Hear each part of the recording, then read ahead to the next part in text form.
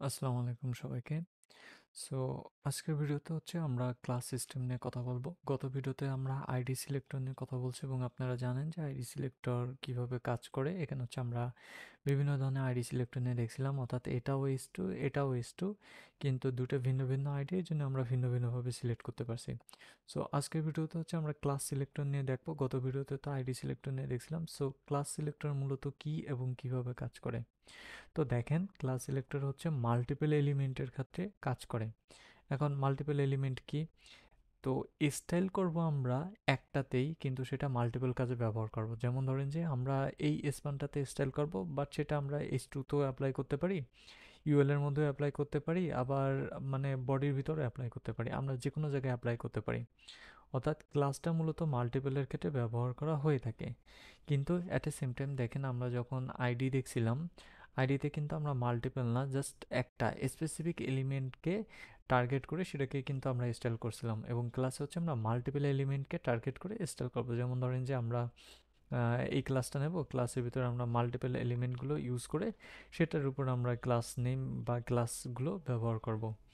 ওকে, তো আগেরটা থেকে তো কপি করে নিয়ে আসছে, যে না আগেরটা এখনও কিছু কিছু আছে। ওকে, তো দেখেন আমাদের এটাও হচ্ছে এইচ টু এবং এটাও হচ্ছে এইচ টু, বাকিগুলো হচ্ছে ইউএল বা যেগুলো হচ্ছে আমরা নর্মালি ইউজ করে থাকি। এখানে হচ্ছে বেশ কিছু ডকুমেন্টেশন দেওয়া আছে, আপনারা চাইলে এটা পড়ে নেবেন, এবং এটা হচ্ছে আমি গিটহাবে আপলোড করে দেবো বা পাবলিশ করে দেবো। ওকে, তো যেমনটা দেখছেন যে আইডি নেম নেওয়ার ক্ষেত্রে আমরা হ্যাশ ব্যবহার করছি, এখানে হ্যাশ দিয়ে একটা আইডি নেম নিছি। তো ক্লাস নেমের ক্ষেত্রেও আমাদের জাস্ট ক্লাস নেম লিখতে হবে, অর্থাৎ ক্লাস লিখতে হবে।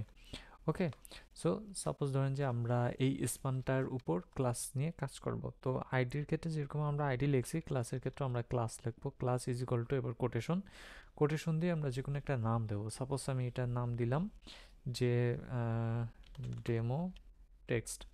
ওকে, সো ডেমো টেক্সট নামে আমি একটা নাম দিলাম। তো এখানে এখন এই ডেমো টেক্সটটাকে যদি আমি সিলেক্ট করতে চাই, তাহলে আমাকে ক্লাসের জন্য ডট দিতে হবে, এরপর ডেমো টেক্সটটাকে সিলেক্ট করতে হবে। দেখেন, আমরা যখন হচ্ছে আইডি সিলেক্টর করছিলাম, আইডি সিলেক্টর হচ্ছে আমরা হ্যাশ দিয়ে সিলেক্ট করছিলাম, কিন্তু ক্লাসের ক্ষেত্রে আর হ্যাশ দিয়ে না, ক্লাসের ক্ষেত্রে আমরা ডট দিয়ে সিলেক্ট করব। ওকে, সো ডট দিয়ে সিলেক্ট করার পর এখন এখানে দেখা গেল যে আমি ব্যাকগ্রাউন্ড কালার দিলাম গ্রিন, GRWN গ্রিন। ওকে, ব্যাকগ্রাউন্ড কালার গ্রিন দিলে আমার তো গ্রিন হয়ে যাওয়ার কথা। আমি কোথায় দিছি? স্পন, স্পান ক্লাস কন্ট্রোল এস। ওকে, সো কোনো কারণে ওটা সেভ হচ্ছিল না। ঠিক আছে, সো ব্যাকগ্রাউন্ড কালার আমি গ্রিন দেওয়ার সাথে সাথে এটা ব্যাকগ্রাউন্ড কালার আসলে গ্রিন হয়ে গেছে, বাট গ্রিন এটা মানানসই না। সুতরাং সুতরাং আমি ব্যাকগ্রাউন্ড কালার একটু পরিবর্তন করে একটু এদিকে দিয়ে দিলাম। ওকে, সো এটা হচ্ছে আমার জাস্ট সিম্পল একটা ক্লাস। ওকে, নাও এটা দেখতে ভালো দেখাচ্ছে না, সো আমি আর একটু কাজ করব। 3px PADD এগুলো আপনাদের করতে হবে না, আপনারা জাস্ট নর্মালি করেন। আমি জাস্ট বোঝানোর জন্য হচ্ছে এই কোডটুকু লিখতেছি, জাস্ট একটু সুন্দর দেখার জন্য। হ্যাঁ, বর্ডার হচ্ছে 1px সলিড, বিওর বর্ডার রেডিয়াস হচ্ছে 5px, বিওর বর্ডার কালার। আমি যে এত কোড লিখতেছি, আসলে এত কোড লেখার আমাদের কোনো প্রয়োজন নাই। আমরা চাইলে এটাকেও পরিবর্তন করে আমাদের নিজেদের মতো কাস্টমাইজ করে নিতে পারি। ওকে, তো আমি জাস্ট আপনাদের বোঝানোর জন্য এতটুকু কোড আমি লিখলাম। ওকে, সো এখানে হচ্ছে আমরা জাস্ট সিম্পল একটা মানে একটু সুন্দরভাবে একটু ডিজাইন করলাম, যাতে হচ্ছে জিনিসটা একটু ভালো দেখায়। সো মূল বিষয় হইলো আমরা এই স্টাইলটাকে বিভিন্ন মানে ক্লাসের এই নামটাকে বিভিন্ন ধরনের স্টাইল, অর্থাৎ মাল্টিপল স্টাইলের ক্ষেত্রে ব্যবহার করে থাকি। এখন মাল্টিপল স্টাইল কি? যেমন ধরেন যে এই সেম ক্লাসটাই আমি অন্য অন্য স্পানেও ব্যবহার করব। ওকে, সো এটাই হচ্ছে মাল্টিপল ক্লাস। আমরা একটা সেম জিনিস মাল্টিপল জায়গায় ব্যবহার করলাম, ক্লাসটা মূলত এই কারণেই ব্যবহার করা হয়।